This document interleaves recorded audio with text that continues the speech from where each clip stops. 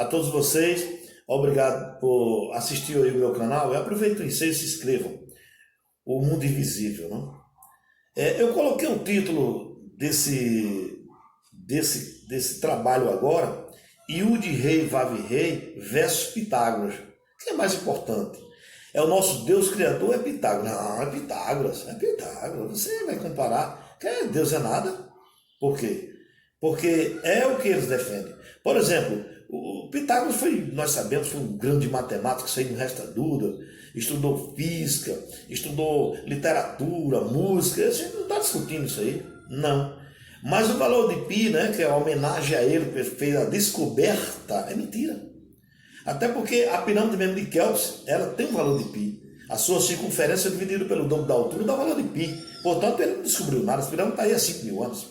E outra coisa, no livro de Reis, primeiro livro de Reis da Bíblia, capítulo 7, do versos 23 ao 26, tem explicações de cientistas. Você vai assistir o vídeo aí, de que Salomão já tinha dado as dimensões de Pitágoras. Mas a nossa imprensa marrom, sensacionalista, essa imprensa da Paraíba, do Brasil e do mundo, não mostra. É por isso que esse canal aqui é Mundo Invisível, porque eles não mostram essas coisas para você. Vocês botam Pitágoras, não só Pitágoras, né, como Galileu, Copérnico, Isaac Newton, Karl Marx, Platão, Solon. Esses homens são acima de Deus. Deus, o Criador, não é nada para esses homens. Não. O único que eles não falam é Tesla, porque Tesla mesmo foram tomadas dele à força, a ameaça de morte, de 600 patentes.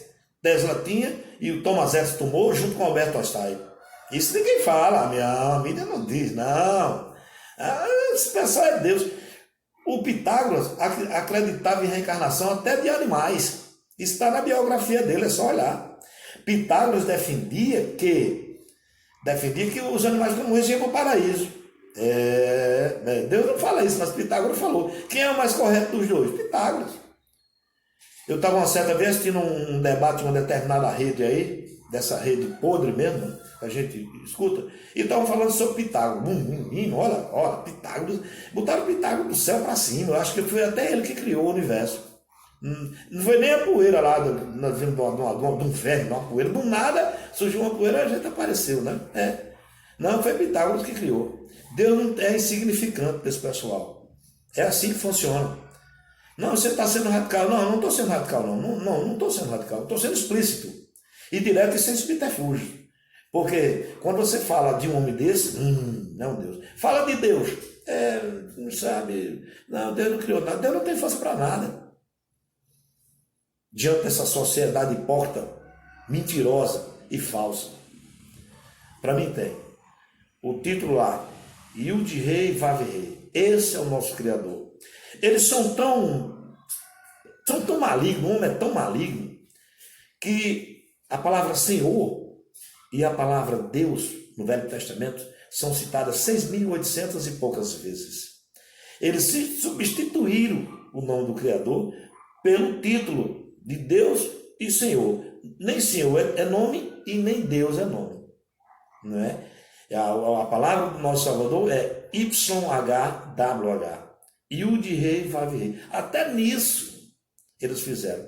Mas, voltando, por isso que eu coloquei o título de Pitágoras. É melhor do que Deus, Pitágoras. Toda a vida foi. Que é isso? Você é um idiota, Dutra. Você vai acreditar em Deus? Não. Deus é coisa do passado, obsoleto. Inclusive, uma pessoa falou isso para mim, da minha família. Você não é tão arcaico, retrógrado. Vai acreditar em Deus? Pitágoras é mais importante. É assim, como eu estou explicando. Por isso que perguntaram para mim, Dutra, você vai assistir o vídeo agora? Vamos assistir o vídeo agora para ver quem foi que descobriu o valor do pi. O vídeo está aí. Deus levanta também cientistas, homens de Deus. Também levanta. Não só tem contra, não. Tem aqueles que são a favor, né? Inclusive, 1.000 cientistas recentemente, eles acreditam na Sagrada Escritura, na Torá. Mesmo com suas obliterações, mesmo com suas retiradas, como fizeram no sentido malicioso. Até o nosso Salvador. Jesus era judeu, pelo menos como homem em terra. Ele nunca foi português, nunca foi. O nome dele nunca foi Jesus. E Yahushua HaMashiach, nós sabemos disso. Mas a imprensa diz isso? Não. Esses pastores na igreja ensinam isso? Não. Por quê? Porque você tem que ser manipulado como um marionete de cartão na mão deles. E você tem que dar dinheiro. E muito dinheiro. Bilhões. Ok. Eu vou encerrando esse vídeo aqui. Inscreva no meu canal. Muito visível. Vai ter muito mais, se assim o nosso Criador permitir. Um abraço. Fiquem com o nosso Yahushua HaMashiach, o nosso Salvador. Obrigado. Matemática. Eu queria ler com vocês um texto interessante. Nós vamos lá no livro de 1 Reis. 1 Reis tem um texto interessante sobre matemática que tem atiçado a curiosidade de muita gente. No capítulo 7 de 1 Reis, o versículo 23, tem algo muito interessante nesse verso 23, que diz assim, o capítulo 7, verso 23, diz: fez o mar de fundição redondo de 10 côvados, de uma borda a outra, 5 de altura e 30 de circunferência. Esse texto é muito interessante porque Salomão havia construído o templo de Deus, o tão famoso templo que Salomão ergueu. E nesse templo, na entrada, no átrio, no pátio do templo, havia uma bacia, onde aquela bacia continha água, era utilizada pelos sacerdotes no processo de sacrifícios e tal. E aqui ele dá as dimensões, como eu te falei, Deus ele utiliza geometria e tal. E ele usa um termo interessante, que ele diz o comprimento e diz também o diâmetro. Certo. Dá um diâmetro de 10 e um comprimento de 30. Acontece que um círculo perfeito, e aqui ele diz aqui que era redondo, ou seja, era algo circular, existe uma relação entre a circunferência de um círculo e o seu diâmetro. Ao dividirmos a circunferência pelo diâmetro, nós encontramos uma constante. Esse valor se aplica a qualquer círculo. Esse número é uma constante, ele vai sempre aparecer. É o tão famoso número π, certo? Que seria o 3, o ponto 14, exatamente. Assim, quando é um número que infinitamente há competições de pessoas que decoram mais números, né? Quem consegue decorar mais? Há pessoas que decoraram 1000 frações. Tá certo? É assim, 1000 números dessa fração, ou 2000 números, é uma coisa incrível. Mas o interessante é que há vários textos antigos que traziam referências sobre esse número. Textos babilônicos, textos egípcios, chineses. E todos eles tinham uma aproximação muito boa do 3,14. Só que esse texto bíblico mostra algo diferente. Ele diz que tinha a circunferência de 30 e o diâmetro de 10. E se você divide 30 por 10, dá 3. Certo. Não dá 3,14. Então, por muitos séculos, as pessoas duvidaram do texto bíblico porque aqui estava errado. Certo. Viu? Aqui a Bíblia contém um erro aqui. Não existe esse negócio. Se você divide a circunferência pelo diâmetro, tem que dar 3,14. Não dá um valor exato de 3. Certo. Então, algumas pessoas chegaram a dizer, não, isso daqui só são números arredondados, ele não entrou nas dimensões. Mas a Bíblia é uma coisa incrível, sabe? Deus ele é um matemático, ele não cometeria um erro tão simples desse. Teve um rabino chamado Neemias que, ao reler esse texto, ao tentar descobrir o que estava acontecendo aqui, 3 versículos depois, ele encontrou a solução para o problema. Se você for no versículo 26, diz assim, a espessura dele era de 4 dedos e a borda era de 1 copo. Como flor de lírio, ele levava 2.000 batos. Então, nós temos aqui as medidas que eram utilizadas na época, mas o interessante é que ele percebeu que aquela bacia tinha uma certa espessura na parede.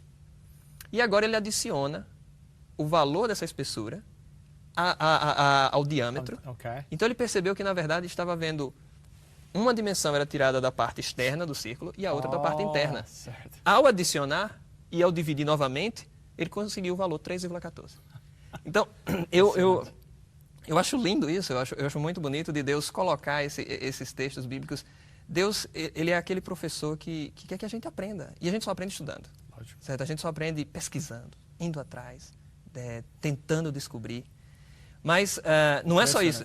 Não é só isso. Tem muito mais dentro da Bíblia sobre matemática. E, como eu disse no início, Deus ele nos desafia. Ele diz, olha, vocês têm que... E uma das coisas que eu descobri, que na verdade, lendo artigos de outros cientistas cristãos e pessoas que estudaram a Bíblia com bastante afinco, existe um certo parâmetro, não diria parâmetro, mas uma certa expressão matemática que é o que nós chamamos de uma exponencial. No livro de Gênesis, eu acho que não existe nenhum texto antigo que tenha uma descrição tão exata e tão bonita de um decaimento exponencial. Certo? Algo que, no lugar, que, em vez de cair linearmente, ele cai como exponencial. E esse número, isso é coisa relativamente moderna, decaimento exponencial, o desenvolvimento da matemática nessa área exponencial é algo relativamente moderno. E o interessante é que se nós investigarmos os primeiros capítulos da Bíblia, quando vem falando da longevidade dos patriarcas, os primeiros Adão e Sete, e todos, Enoque e Noé, aquelas pessoas viviam 900 anos, 950 anos. Certo. Até um outro assunto que nós poderíamos discutir, mas o impressionante desse texto é que, logo após o dilúvio, a Bíblia começa a relatar uma queda na idade ou no período de vida, quantos anos essas pessoas podiam viver. E essa queda, por exemplo, o Noé viveu 900 e tantos anos, o seu filho já viveu 600, o neto de Noé já viveu 400. E esse decaimento, os matemáticos, ao tomarem esses números e plotarem, ou escreverem um gráfico, né, desenharem um gráfico, a partir desses números, eles viram a curva de decaimento exponencial perfeita. Os números se relacionando entre si de maneira perfeita, que eles ficaram assim, ou Moisés, porque foi Moisés que escreveu o livro de Gênesis, ou Moisés descreve números que são realmente precisos, são verdadeiros, ou ele foi o maior matemático da época para poder forjar tais números.